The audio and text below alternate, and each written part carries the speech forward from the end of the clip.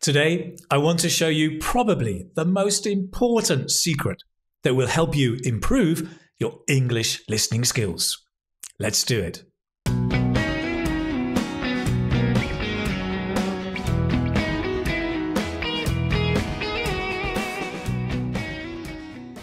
Hello, it's Keith from the Keith Speaking Academy and this YouTube channel, English Speaking Success, here to help you become a confident speaker of English. Now, being a confident English speaker also needs you to improve your listening skills. That's what we're doing today. Good listening skills depend on expectations. So, first of all, when we listen, we use the context, right, to help expect what someone will say. We then also use expectations to guess the sounds we will hear. Okay, so for example, if someone, maybe your husband, wife, partner, walks out of your house in the morning with a bag, you probably expect them to say something like, and you will expect to hear the sounds, something like, I am going to work. Now, the funny thing is, most people don't speak like that. Probably only a Roman emperor would say, I am going to work. Thousands of years ago. But what would people like you and me actually say? What do you expect to hear? Probably, I'm going to work.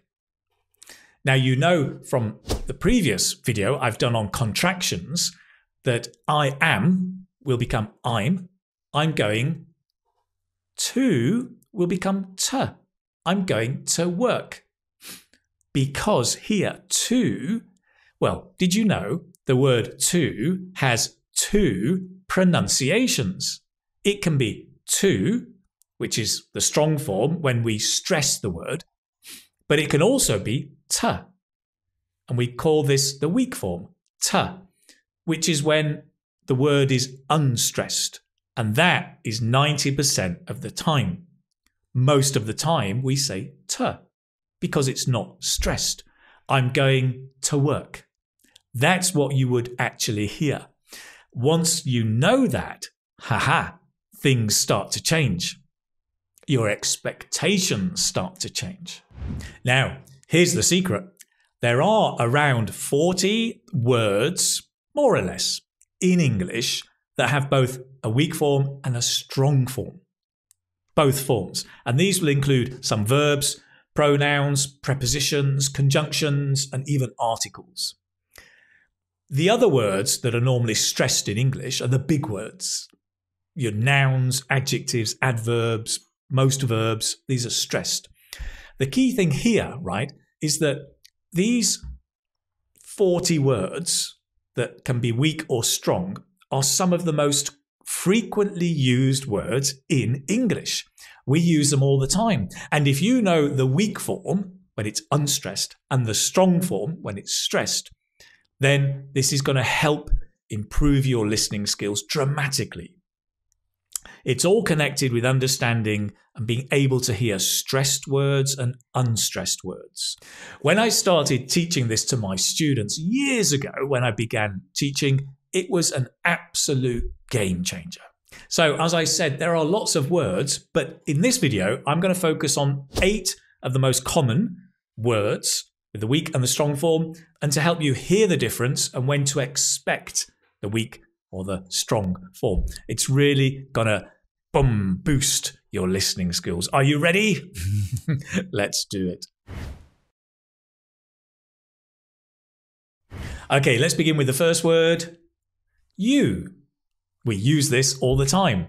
Look at this phrase. What do you expect to hear? Maybe you look great. We're emphasizing every word, and that's possible. However, most of the time, we would say, you look great. You look great. Because the weak form of you is ya. Ya. And we're not stressing it. We're stressing look great. You look great. The thing is, don't try to hear the y sound, focus on the stressed word. For example, you look great. You look amazing. You look bored. Can you hear the stress on the adjectives? That's where you should focus. But be aware, therefore, you is the weak form because it's unstressed. Number 2, are.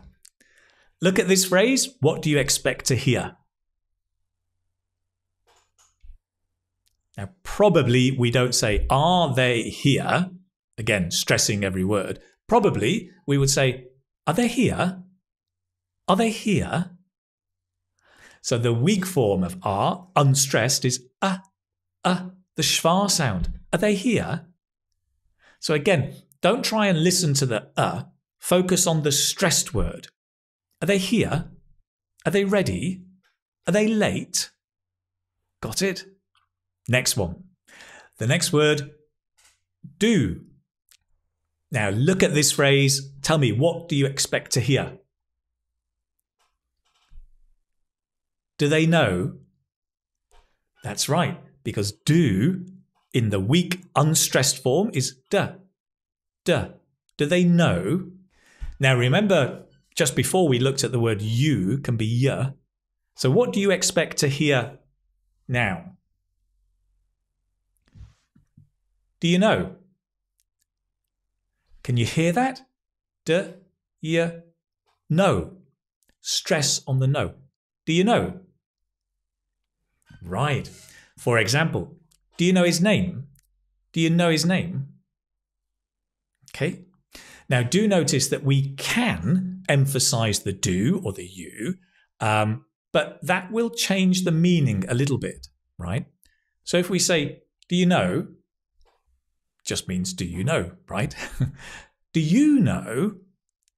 That means I don't know. And what about you? Do you know? Do you know? Can you hear? Do you know? Do you know? Emphasizing the do, strong form. Do you know? Really? I don't believe you. That's what I mean. Do you know? No, I don't believe you know. Okay, so when you hear the strong form, the stressed word, there may be a slightly different meaning, but most of the time, as I said, 90% of the time, do and you will be unstressed. Do you know?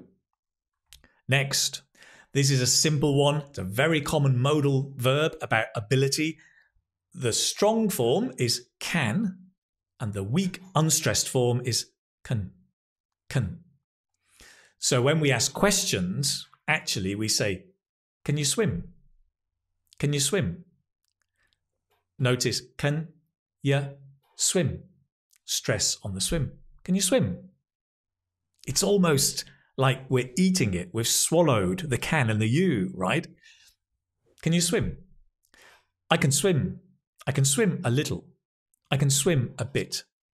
I can swim. I can swim. I can swim a bit. Of course, pronunciation and listening are tied in, but our focus here is just to get the listening skills improved, right? Good. Can you speak English? Nice. Next one. Okay, here. What time is it? It's 5 to 2. To 2. Because the to here is not stressed. It's the weak form. To. Again, it uses the schwa. Most weak forms use the schwa. It's 5 to 2. That's what you should be listening for. Now, remember everything we've said so far. Look at this phrase. What do you expect to hear?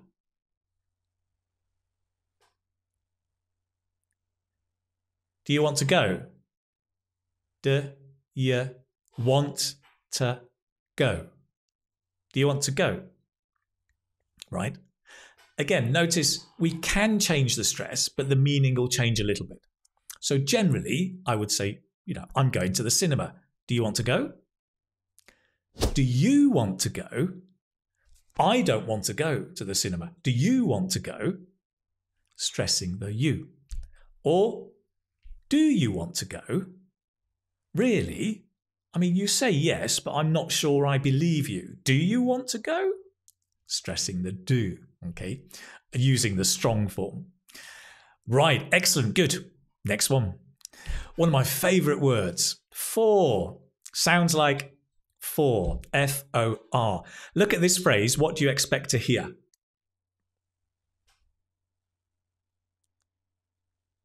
This is for you. This is for you. We're stressing the you, so that's strong, but the for is unstressed, so we use the weak form. Again, the lovely schwa is here. F, f, f. This is for you. Okay, great. This is for me. It's for you. It's for me. It's for him.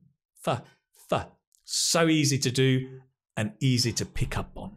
Again, remember you're not trying to hear the unstressed f. Your focus is on the stressed word after it. It's for me. It's for him. It's for her. Boom. Great. Next one. Here is one of the most popular English dishes. And it is, well, I'll tell you what it's not. It's not fish and chips. It's fish and chips. Here, the and is not stressed. It's a weak form, un. Fish and chips. Fish and chips. And because we use this and so much, especially with two nouns or two adjectives, you're going to be listening for the un. So, for example, you and me, you and me, you and me. She's tall and beautiful. She's tall and beautiful. Let me slow it down. She's tall and beautiful. She's tall and beautiful. Focus on the stress words, but be aware of the unstressed un. Next one. Last but not least is a, which when it's unstressed is just the schwa.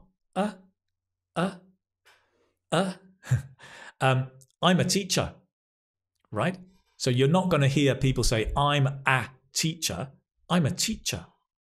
A teacher. A doctor. She's a doctor. You can hear the stress on the doctor. She's a doctor. He's a banker. But just be aware, the a, weak form, unstressed, schwa, naked, there it is. There you are, 8 weak forms, the most common words that you're using in English, helping you be aware that we usually use the weak form when it's unstressed. Get your focus on the stressed word, but be aware of these weak forms. At a later stage, you can start using these in your pronunciation to sound like a native speaker or a proficient speaker. But today, just start being aware of them as you listen to English and notice. Listen and notice. Oh, next, I've got a couple of tips to help you with your general listening skills. Okay, tip number 1, focus on gist. Gist? What on earth is gist? Gist means the general meaning, the overall meaning, right? So when you're listening to English on a film, conversation, podcast, don't try to understand every word or every detail. Focus on understanding the general meaning. Listen for the stressed words. Dum, dum, dum. Be aware of the unstressed words, like the 8 weak forms we've listened to today. But just focus on getting the overall meaning. Later, you can go back if you want and analyze the text, but always try and get the overall meaning. Focus on the gist. Tip number 2 is to do what I call meditation listening. Now, if you've ever done meditation, basically you close your eyes, you relax, and first you're just going to listen to the sounds around you. And I can hear my computer humming and the birds singing. And then you play something in English, eyes closed, and you just focus on the sound. Don't worry too much about the meaning, just listen to the sounds. And because you're in the moment now, you're totally focused on the sounds, and you'll start to hear the rhythm, the stress, the weak forms. You'll start to notice all of these things. Just do it for a minute or 2 minutes or as long as you like. And your goal is just to relax and hear the sounds. Don't worry about understanding everything. Remember tip number 1. Have a go. Try it with anything. Podcasts are very, very good. If you like, I have actually some what I call visualizations, which is perfect for meditation listening. They're on my website in the vocabulary vault, which used to be called the library. And they are just me talking you through a meditation. You can hear the sounds, improve your vocabulary. They are awesome, even if I say so myself. There's a link below. You can click, go to the website, check it out if you want. That's it. So there you have it. The secret to advanced listening skills, these 8 weak forms. Remember, the important thing is not just knowing this, it's doing, right? So go and download the PDF, go through these again, remind yourselves, and start to listen and start to notice the stress and the unstressed, the strong and the weak forms as you're listening. If you are a kind of a peaceful person, go and try some meditation listenings as well. There's a link below also to the vocabulary vault. You can check it out and just practice listening. The more you do it, the better you're going to get at it. If you've liked this video, give me a like, do subscribe and turn on notifications for future videos. And thank you so much for listening to me today. I look forward to seeing you in the next video. Take care, my friend. Speak to you soon. Bye-bye.